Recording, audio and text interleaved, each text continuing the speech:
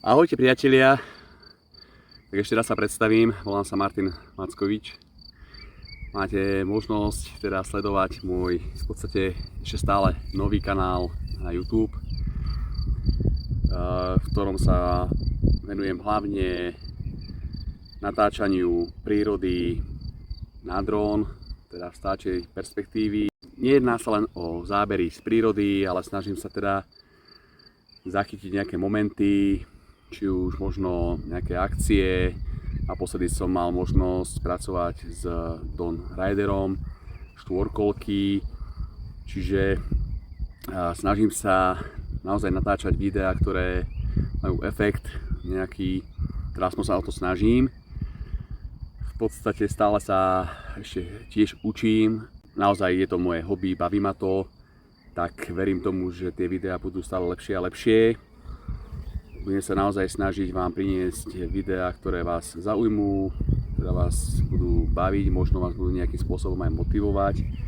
To je takto v budúcnosti, teda aby ste vedeli, tí, čo ma už sledujete. Ďakujem veľmi pekne za odbery, ktoré ste mi už dali. Vážim si to. A mnohí z vás sa pýtate, aký dron používam, akým dronom lietam. Tak len tak trošku na také spoznanie sa s tým dronom, ktorý ja používam. Jedná sa o model od spoločnosti DJI. Je to dron DJI Mini 5 Pro. V podstate minisérie je to najnovší model dronu.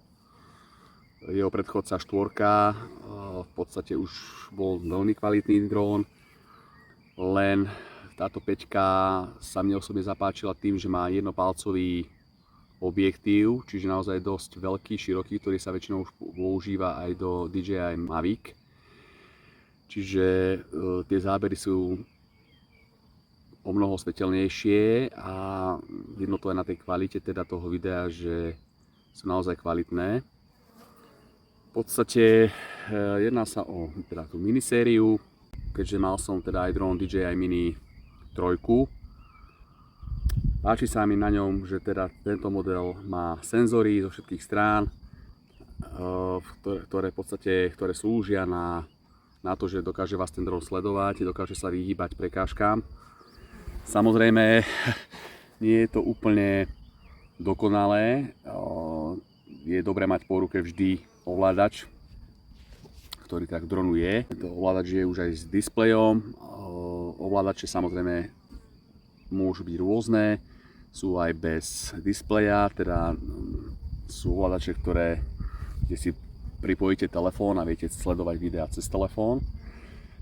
No ale pre mňa je toto oveľa zaujímavejšie, keďže telefón môže mať pri sebe, keď mňa niekto volá, niečo potrebujem riešiť, tak som v dispozícii, nemusím vypínať dron a podobne. Miesta, kde teda sú nejaké tenké predmety, konáre, káble a podobne, vtedy to spoľahlivé nie je a treba byť naozaj opatrný.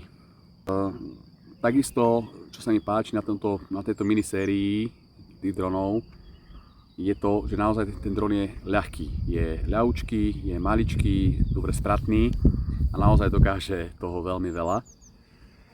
Tento droník váži 249 gramov, mal by teda toľko vážiť. Do 250 gramov dron s kamerou potrebujete mať iba registrovaný, čo ja už samozrejme legálne mám. Je registrovaný na dopravnom úrade, ale nepotrebujete teda k tomu nejakú licenciu. Už ťažšie drony, ktoré sú na 250 gramov, tam už potrebujete mať aj teda tú licenciu. Ja som si však tú licenciu urobil, nakoľko chcem teda, aby všetko bolo tak, ako má byť. Nejak takto to vyzerá. V podstate môžete legálne lietať, samozrejme dodržiavať pravidlá, ktoré sú dané. Snažím sa lietať, samozrejme nie priamo nad domami, samozrejme súkromie každého si treba vážiť, určite snažím sa teda, keď natáčam teda nejaké obce, čo najmenej zasahovať niekomu do nejakého súkromia, snažím sa to natáčať z diaľky, alebo respektíve nejaké také kruhovité zábery, kde teda nie sú nejaké výrazné detaily, samozrejme nie vždy sa to presne úplne dá. Výška letu je teda do 120 metrov, To sú také dôležité fakty, ktoré treba dodržiavať.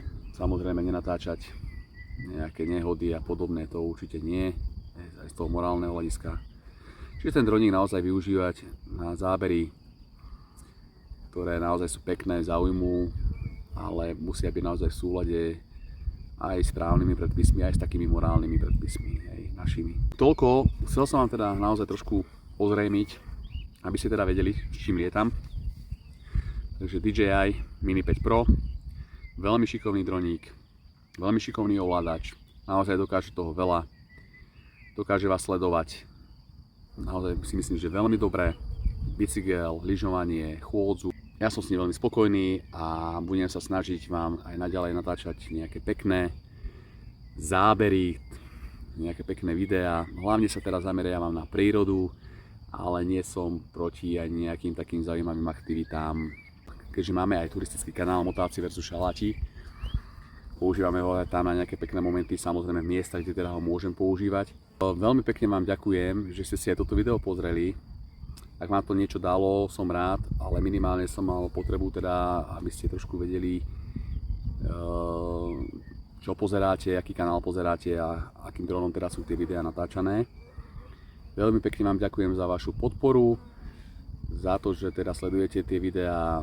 Pre mňa je to v podstate motivácia, že asi to má nejaký zmysel, že to zaujme aj niekoho z vás. No a vidíme sa teda pri ďalšom peknom dronovom videu. Pozdravujem vás, ahojte.